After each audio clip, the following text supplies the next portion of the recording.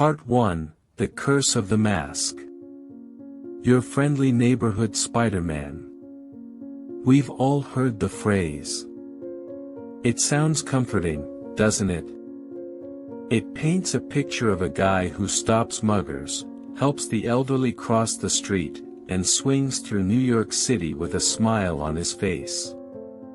But if you look at the actual history of Peter Parker, that description feels less like a title and more like a cruel joke.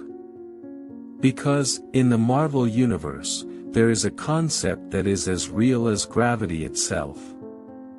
Fans call it the Parker luck. It's the inexplicable, cosmic force that ensures that every time Peter Parker takes one step forward, he is knocked 10 steps back. We need to talk about why Spider-Man is the saddest hero in Marvel history. Most superhero origin stories are about power. Batman is about obsession. Superman is about identity. But Spider-Man's origin? It's not about the spider bite. It's not about the cool wall-crawling abilities or the super strength. Spider-Man's origin is built entirely on the foundation of a single, avoidable tragedy, the death of Uncle Ben. With great power comes great responsibility. We treat this as an inspirational quote, but for Peter Parker, it's a prison sentence. It is the moment his childhood ended and his life became an eternal penance. Every single crime he stops, every villain he punches, and every life he saves is an attempt to pay a debt that can never be fully repaid. He isn't saving people because he wants to be a hero, he's saving people because he is terrified of being the selfish boy who let his uncle die again. Think about the contrast between Peter and the rest of the Avengers. Look at Tony Stark. When Iron Man fails, he builds a better suit. When Thor fails, he goes to another realm. When the Avengers fail, they regroup and prepare for the next threat.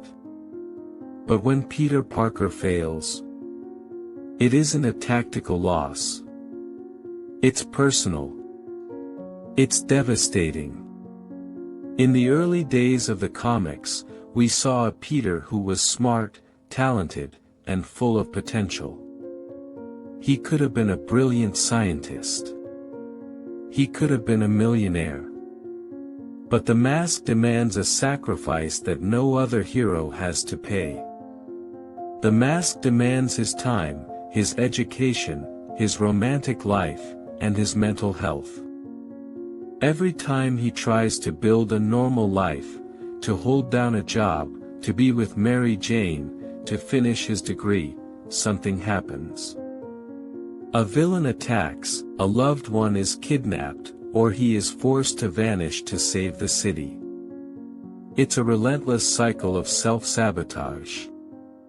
Why do we love this? Why do we keep reading stories about a guy who never wins in the long run?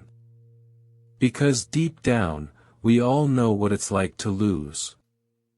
We know what it's like to try our hardest and still fall short.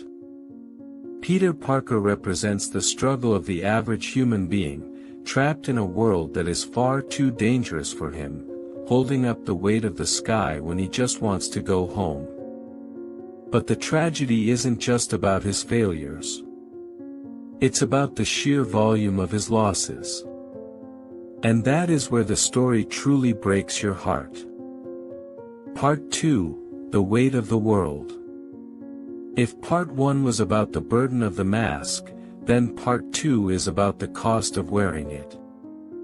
If you want to understand the true sorrow of Spider-Man, you have to look at one specific moment in 1973. The Amazing Spider-Man number 121. The night Gwen Stacy died. Before this moment, comic books were usually safe. The hero would save the girl, the villain would go to jail, and everything would reset for the next issue.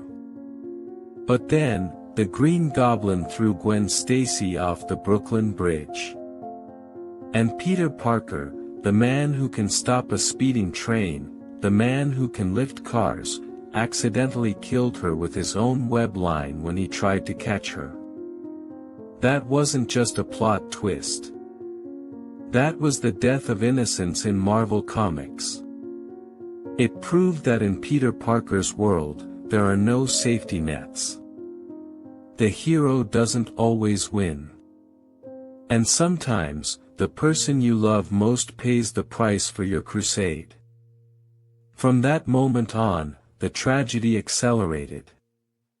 We saw the loss of his marriage, the deal with Mephisto to erase his history, the loss of Aunt May, and the endless stream of friends who turned into enemies. People ask, why doesn't he just quit? Why doesn't he take off the mask and live a happy life? And that is the most painful part of the answer: he can't. He can't quit because he knows that if he stops, the void will be filled by someone much worse. He knows that his existence, as painful as it is, keeps the city from collapsing into chaos. He is the only thing standing between the innocent and the monsters. He has accepted his fate. He has accepted that his life will never be his own. This is why Spider-Man is the most human hero Marvel has ever created. He isn't a god from another dimension. He isn't a billionaire with limitless resources. He is a guy from Queens who is constantly tired, constantly broke, and constantly heartbroken, yet he gets up every single morning to do the right thing. There is a profound, almost uncomfortable beauty in his suffering. It teaches us that being a hero isn't about being invincible. It's about being vulnerable and doing it anyway. It's about standing in the rain, with your heart broken into 1,000 pieces, and still swinging into the fight. Spider-Man's story isn't a tragedy because he loses, it's a tragedy because he keeps enduring. He is the ultimate symbol of resilience. He reminds us that even when the universe seems determined to crush you, there is still value in standing up, cracking a joke, and facing the next day. So, the next time you see that red and blue suit, don't just see the hero who swings through the city. See the man behind the mask. See the scars. See the losses. See the sacrifice. Because that, right there, is the real story of Peter Parker. But I have to ask you, is this level of suffering necessary for his character to work? Could Spider-Man still be the hero we love if he actually got a happy ending for once? Or is his tragedy the only thing that makes him Spider-Man? Let me know what you think in the comments. And if this look into the sorrow of Peter Parker hit home, make sure to subscribe. We are digging into the stories that define these characters, and I'll see you in the next one.